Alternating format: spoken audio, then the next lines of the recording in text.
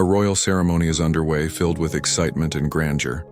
Among the crowd is Alex, the wealthy son of a millionaire, who thinks his privilege gives him the right to do whatever he pleases. With a cocky grin, he spots a royal guard standing, perfectly still, unflinching in his duty. Intrigued by the sight, Alex decides to test the boundaries of respect, mocking the guard and creating a scene. In a bold move, he crosses a line that no one expected. He spits on the guard's uniform. The crowd around him gasps, unsure of what will unfold next, as Alex assumes this will be nothing more than a harmless prank. Little does he know, his actions will trigger a chain of events that could change his life forever. The tension in the air is palpable. Have you ever witnessed someone disrespecting authority? What do you think happened next? Share your thoughts below and tell us where you're watching from. The scene at the royal ceremony is alive with tourists and excitement, each person captivated by the spectacle of the moment. Amidst the crowd, Alex strolls in, exuding confidence and superiority. He's the type of person who expects the world to bend to his will, and today is no different. As he surveys the surroundings, his eyes lock onto Thomas, the royal guard, standing tall and unwavering. Thomas's composure only seems to intensify Alex's desire to disrupt the atmosphere. Alex, used to getting attention for all the wrong reasons, starts making playful comments and jabs, clearly testing the limits of what he can get away with. The crowd around him begins to laugh at the antics, which only emboldens Alex. He doesn't yet realize, though, that his antics are pushing the limits in a way that will soon have consequences he never saw coming. How would you react if you were the guard in this situation? Share your thoughts below. Alex's behavior, already laced with arrogance, begins to escalate as he notices the growing amusement from the crowd around him. Emboldened by their laughter, he takes his mockery of Thomas to a new level. No longer content with simple taunts, Alex's gestures become more deliberate and theatrical. He steps closer to the royal guard, his voice rising as he makes exaggerated gestures, mocking the stoic posture Thomas maintains with every breath he takes. The crowd watches in rapt attention, a few even joining in with light chuckles, fueling Alex's misbehavior further.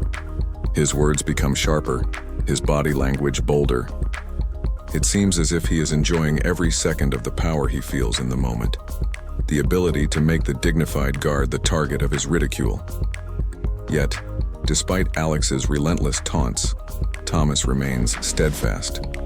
His eyes, though fixated ahead, give nothing away. His posture is perfect, his face betraying no sign of emotion or reaction, even as the mocking intensifies.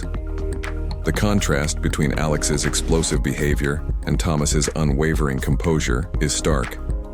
Alex had hoped to provoke a response, a flinch, or some kind of crack in the guard's perfect exterior, but nothing happens. Thomas's silence is like a wall, unyielding, unshakable. The more Alex presses, the more it seems as though his efforts are being met with cold indifference.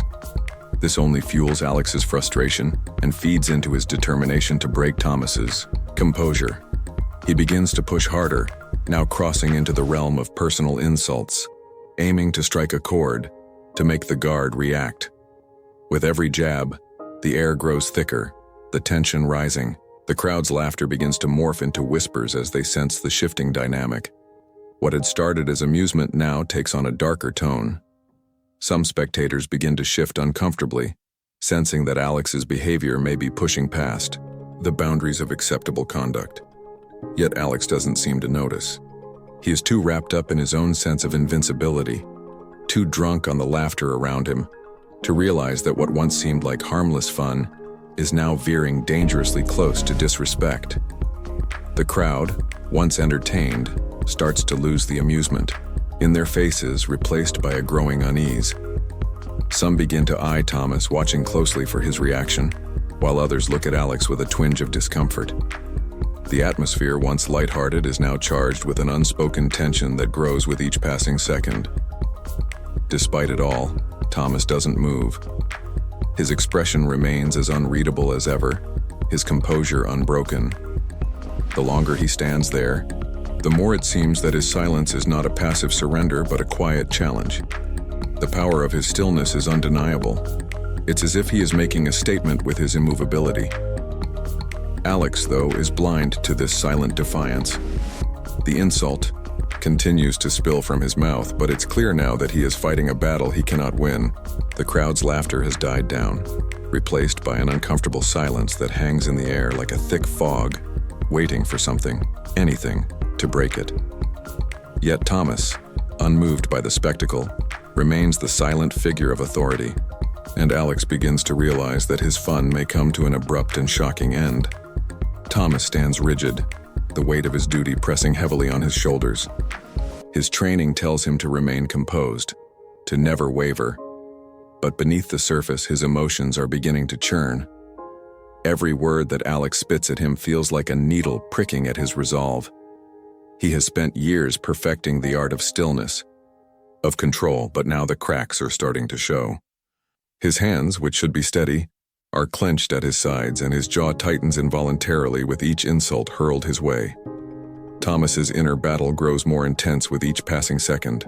On the one hand, he knows he must uphold the authority of the royal guard, but on the other, a deep sense of injustice begins to swell inside him. The mockery, the disrespect, it gnaws at him, pushing him to the brink. The crowd's laughter, once a minor annoyance, now feels like an attack. It pierces his resolve, a constant reminder of the role he plays in this public spectacle. Thomas knows that his purpose here is not just to guard, but to represent a tradition that has withstood centuries.